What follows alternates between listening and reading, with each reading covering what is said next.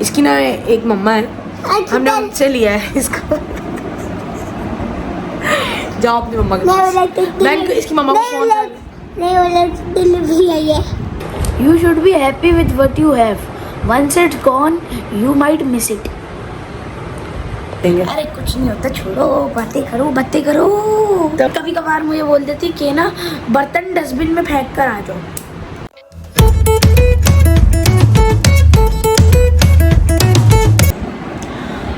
Fourth day जब मासी घर पे नहीं आई क्योंकि वो गई हुई है और ये अगले दिन का व्लॉग है। तो मैं करने लगी हूँ दोबारा से सफाई क्योंकि हमने अभी नाश्ता किया। बहुत लेट रूटीन ख़राब हुई हुई है और थोड़े से दिन रह गए स्कूल स्टार्ट होने में और मुझे समझ में नहीं आ रहा कैसे फिक्स करें इस रूटीन को।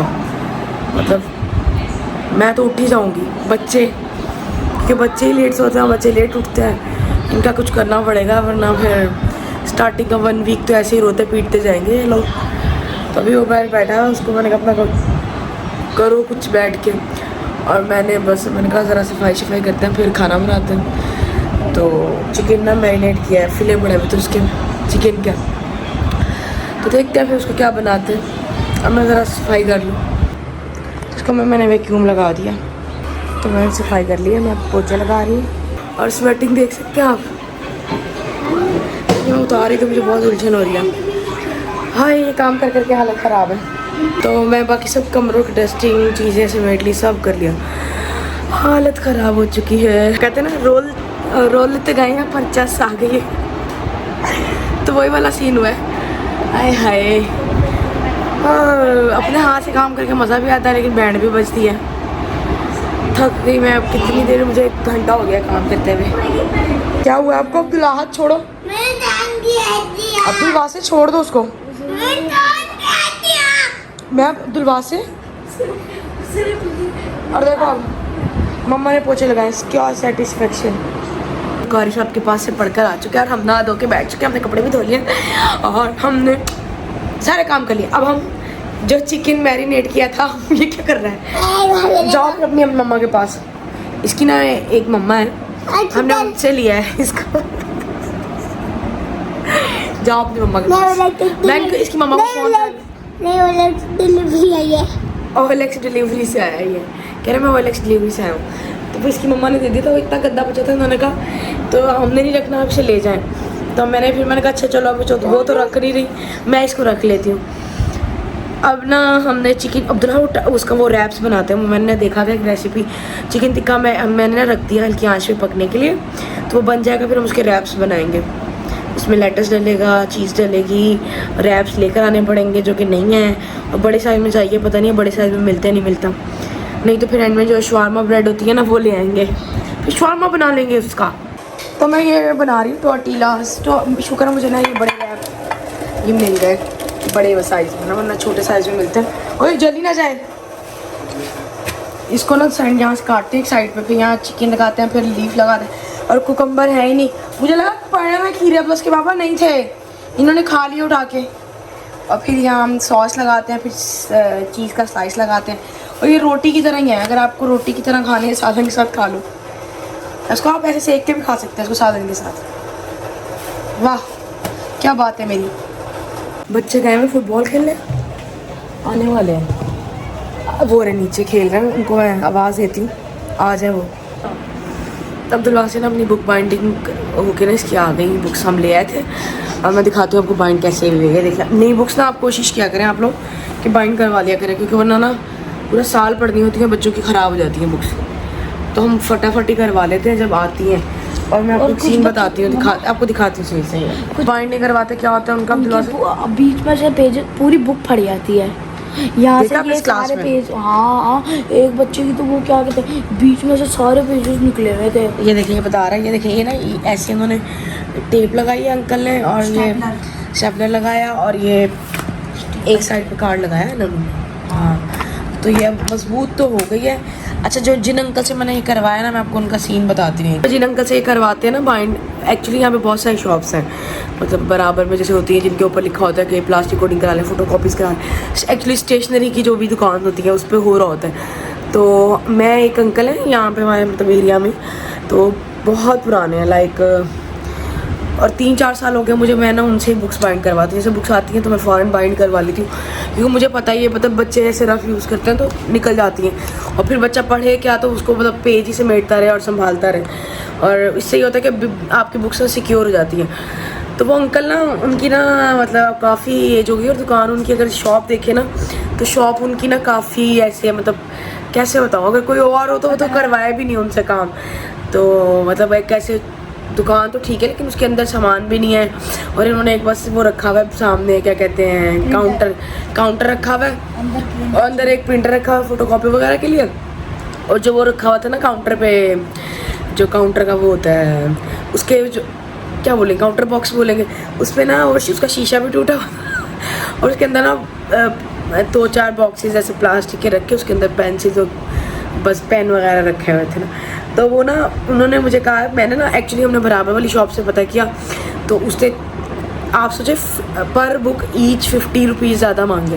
तो अंकल कहते हैं, उनकी ना अंकल का सीन ये था कि उनको मैंने दी तो कहते कल ले जाना, तो मैंने देते हुए मैंने कहा अंकल बुक्स को उनको मत कर दीजिएगा, बुक्स बहुत एक्सपेंसिव है।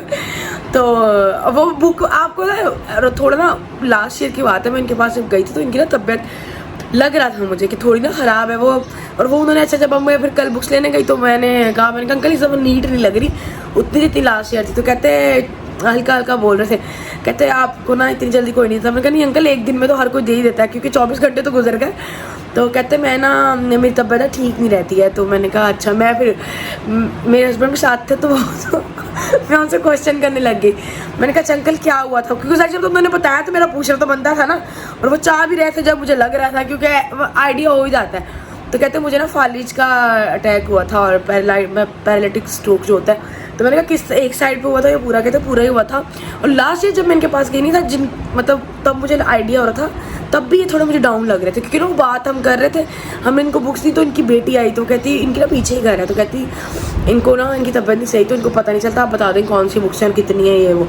तो अभी तो खैर वो खुद ही थे, तो खैर उन्होंने बना दी, तो 2-3 रहती थी तो वो कहते हैं आप ना थोड़ी मतलब बना देता हूँ, तो वो बहुत स्लो बना रहे थे। तो मैंने कहा अच्छा अंकल आप अपना ख्याल रखा करें ये वो। तो मैं पूछा, मैंने कहा अपने फिर कितने अर्सा बीमार रहे।